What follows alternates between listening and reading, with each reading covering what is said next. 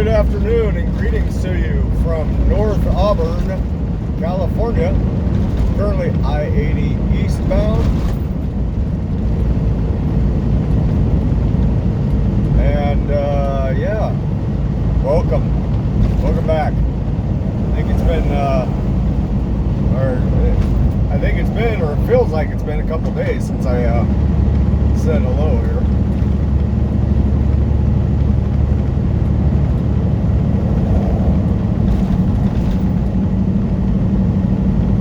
Yep, once again, North Auburn, I-80 westbound once again. Getting ready to make our way through the California Sierras, through Nevada, past Reno and Sparks again, with a destination of Nampa, Nampa, Idaho. Got about 502 miles to go, kind of a short haul here.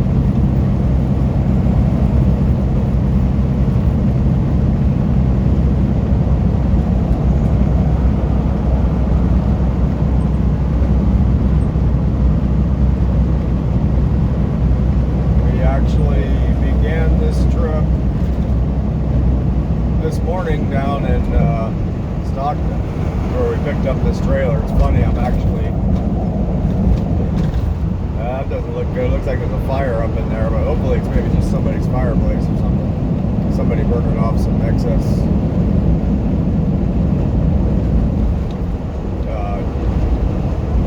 yard trash, yard waste. But yeah, actually hauling a Swift trailer, which is just a funny thing.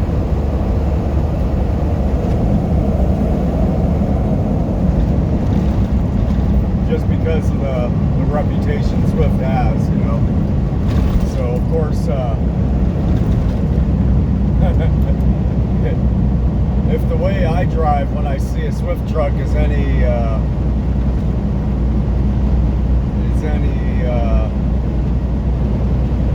way to anticipate the way other trucks are going to drive around me, they're all going to be trying to pass me. Just because they, you know, everybody kind of knows that Swift trucks are governed quite low. I don't know, I've heard that they're governed at 63 before, but it seems to me that typically they're doing a little bit better than 63, like 65, but in any event, they're governed pretty low, which is just, man, what a bummer, you know, especially for those guys who get into a company like that and get tangled in through a 1 or 2 year contract where it's like they can't even leave that company.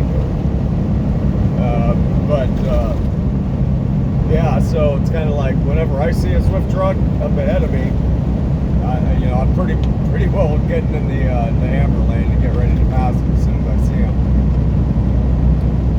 There has been on the occasion, however, times where I see that Swift truck in my windshield and I get over to pass them and have a tough time doing it. And usually what the case is a case just like what's going on with me, where it's not actually a Swift truck or truck driver hauling a Swift trailer, and they're able to get up to like 70 or better.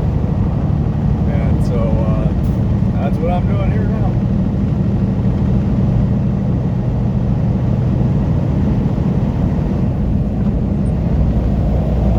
But it's just kind of that thing, like everybody, they see a Swift truck, oh God, here we go. Poor Swift drivers. Those poor guys. Nobody ever gives them a break.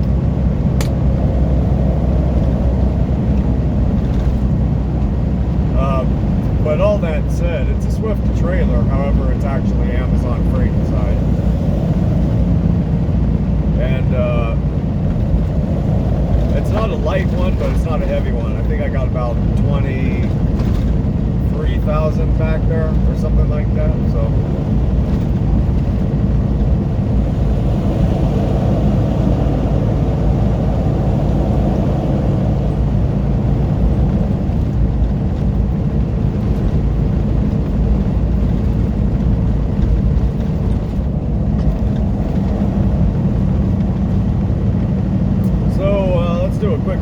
here.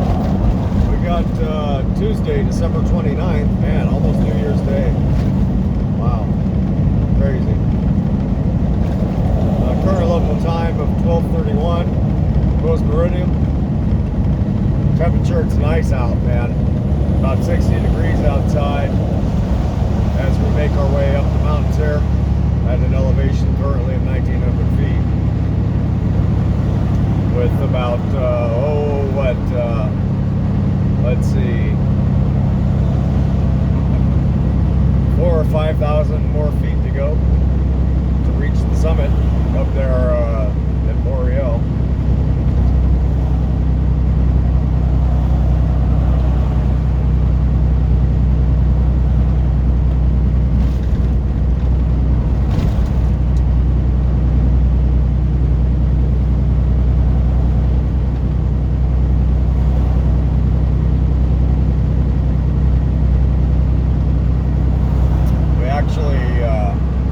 Had kind of an issue with with our own person, with the boss's trailer. As you may or may not know, I was just up there in Oregon, headed out to Oregon via Wyoming and all that, up on 80, out to 84, and went through a whole bunch of snowy conditions just a few days ago. And it was the most snowy last week when I was in Oregon. That's where the majority of the snow that I went through was. In Wyoming, it was just kind of cold and icy, and windy. But in Oregon, it was super snowy up there.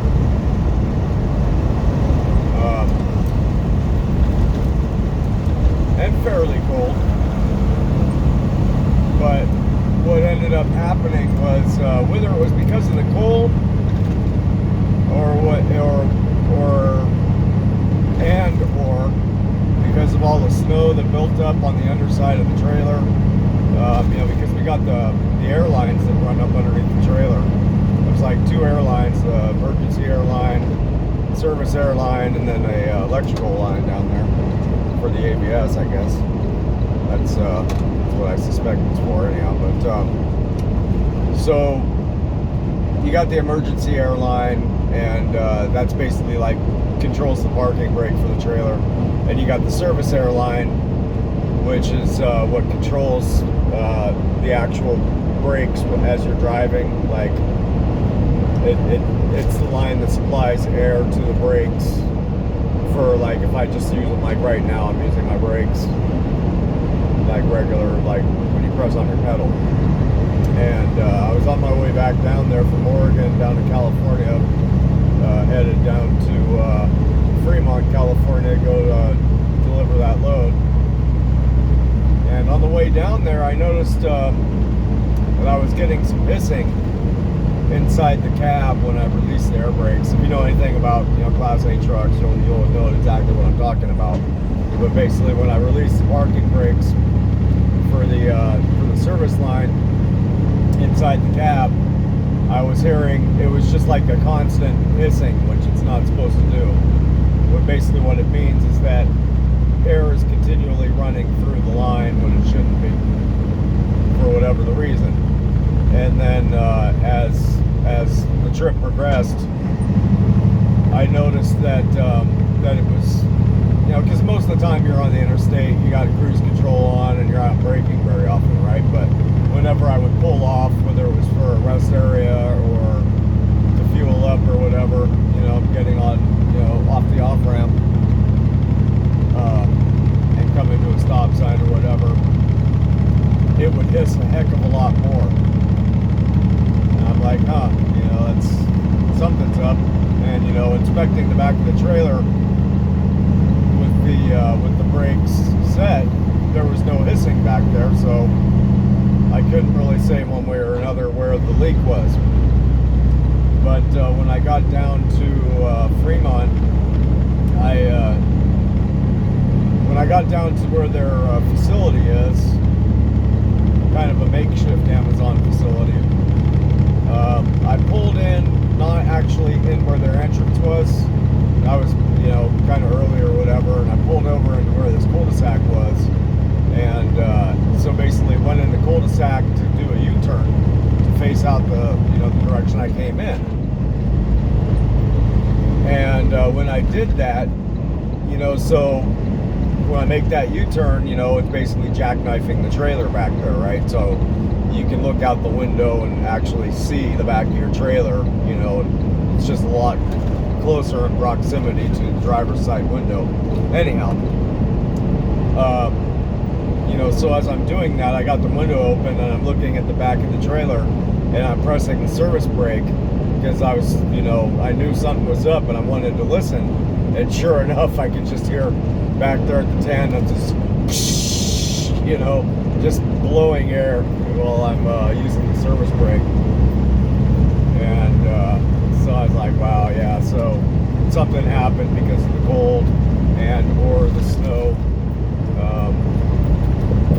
Basically snapped something in an airline back there. Probably one of the fittings came, just got mucked up and cracked or something.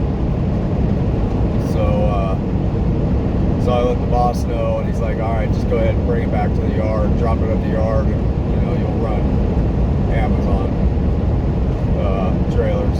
Okay, so that's what's going on. That's how I got the Swift trailer here.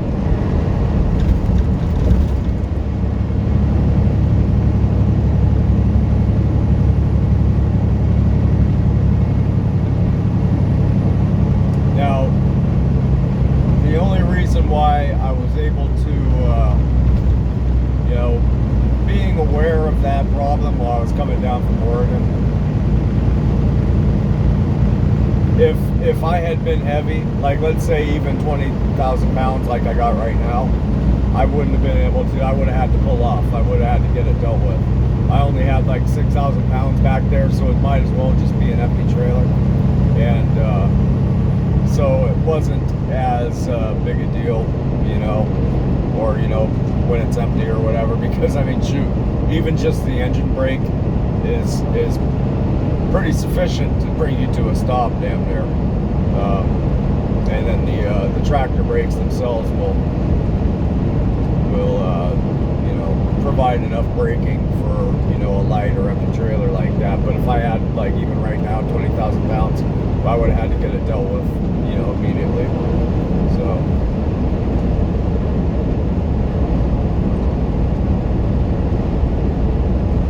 of course, I mean, like I said, I wasn't even sure what the actual issue was until I got down to Fremont anyways. That was the first time I was able to kind of actually find, or diagnose what my suspicions were as far as that sound that I was getting in the cab here. So, but it's all good. Oh, watch out, dog. That's why you can't get under my feet down there, stupid. This dog, I'm telling you. So, yeah, that's the other thing is, while I was down there in Fremont, there was like a Walmart right next door, and the boss was telling me, he's like, hey, oh no, he goes, I don't know if you need to, but you might want to go ahead, because I had a bunch of time to kill waiting for them to unload that trailer down there in Fremont.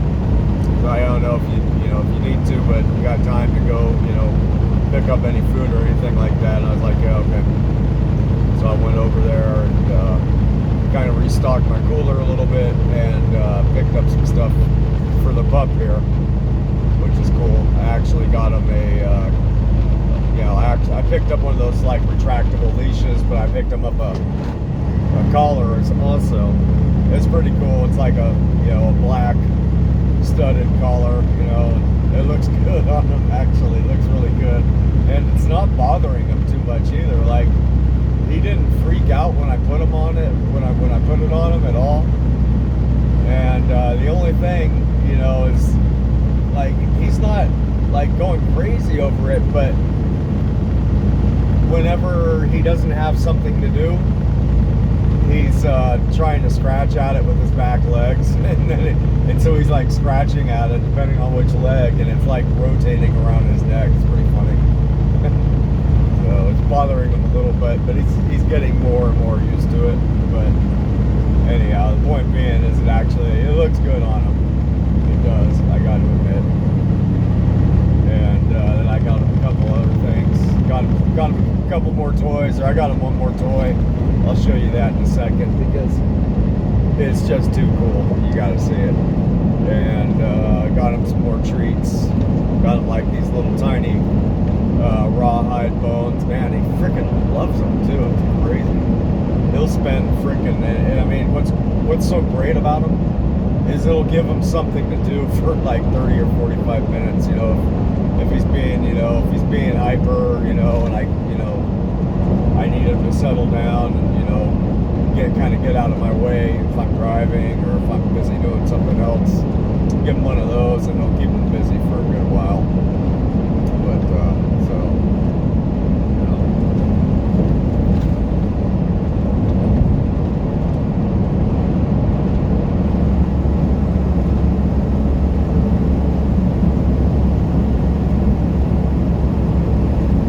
you gotta stay back there, pup.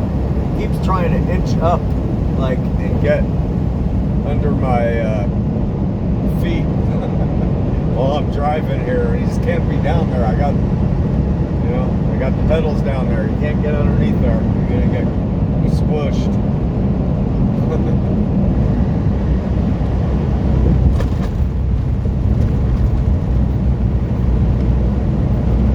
All right, here comes the truck lane. I'll show you his latest toy here in a second. It's pretty cool. I don't know if you have a dog, you've probably seen them before, but they're pretty cool.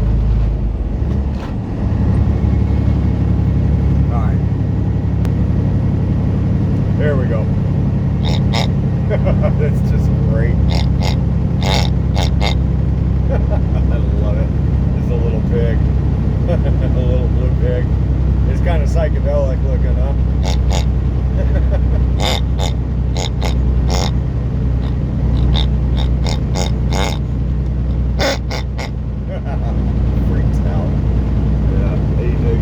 Freaking loves it.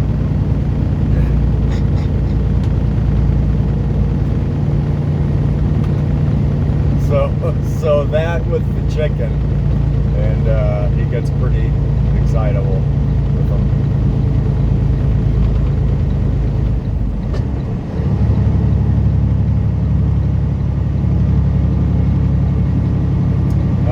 I haven't tried the leash with them quite yet. I figure I'm going to let him get used to the collar, for a good few days before I strap a leash on him. Besides, I haven't even really needed to do. He's still pretty young, so he wants to stay pretty close to me whenever we get out of the truck. But he is becoming a little bit more independently minded. He'll stray a little bit further from me, a little bit more each day, which is good. I mean, that's what he's supposed to do.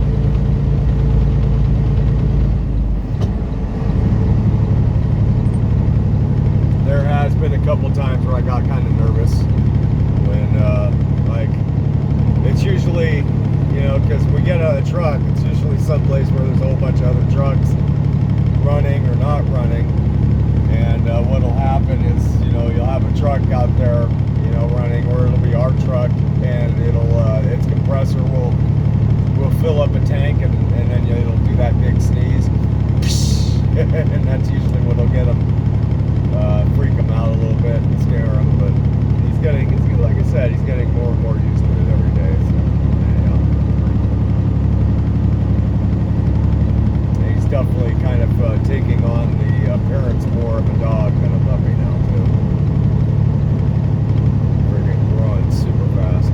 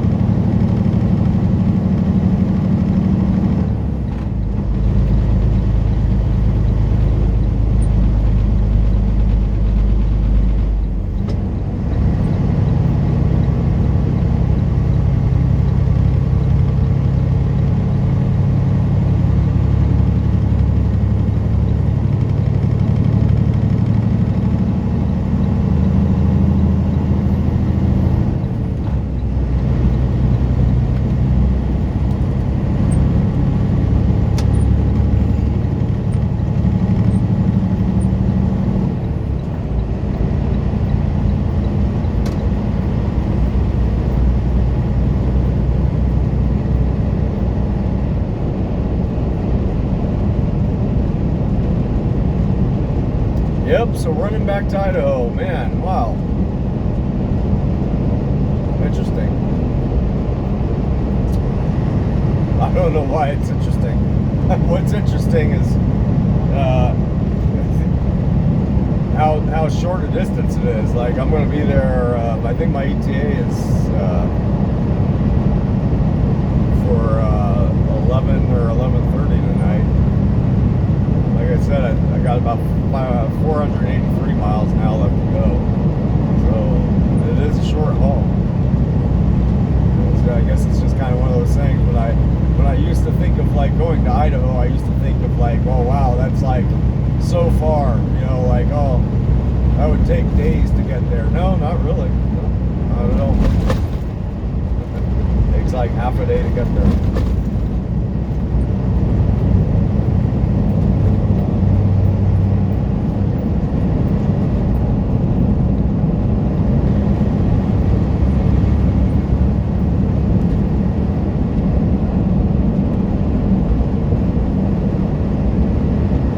I do love this drive too, even though it's got a lot of uphill grades to it and it's a little slow going over this route, this way, eastbound. It's a damn hell of a beautiful drive.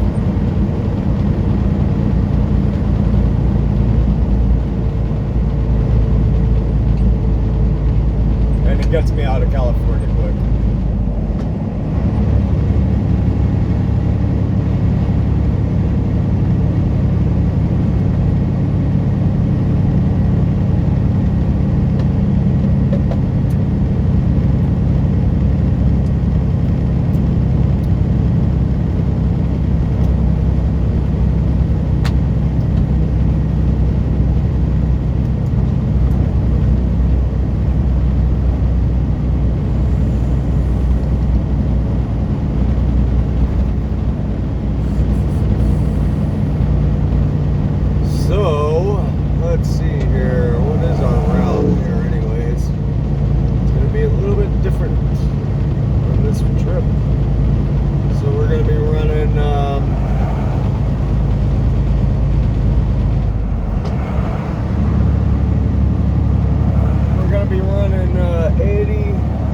Up through Nevada, past Reno and Sparks and all that, of course, up into Winnemucca, Nevada, and then hopping on, let's see here, what is it, Highway 95.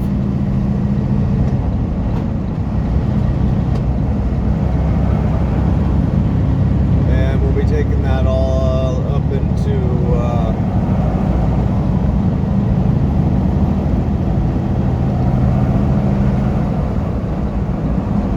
it's like up in Oregon, the bottom, the southeast corner of Oregon. So okay. I think that's going to carry us all the way over. Let's see. That's going to get us into Idaho. I guess it'll still be 95 from the looks of it. And we'll meet up. And Nampa is just like exactly due west of Boise. So kind of up there right off of 84 again. So we'll be up there. Kind of well, we'll be right there where I was just driving a couple of days ago. Once it's all said and done. So that's cool. Hopefully we can make it up to 95 while it's still daylight. I'd like to see it during the day, of course.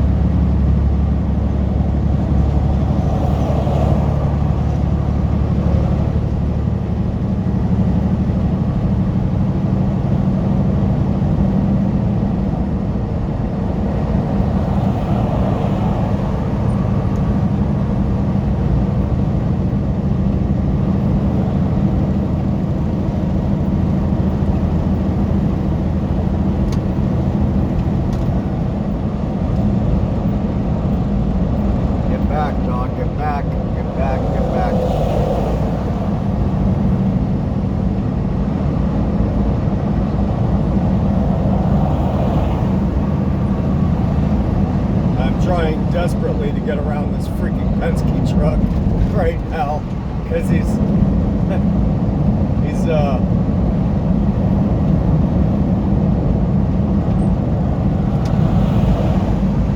trying to maintain the California towing speed limit here a little too strictly for me.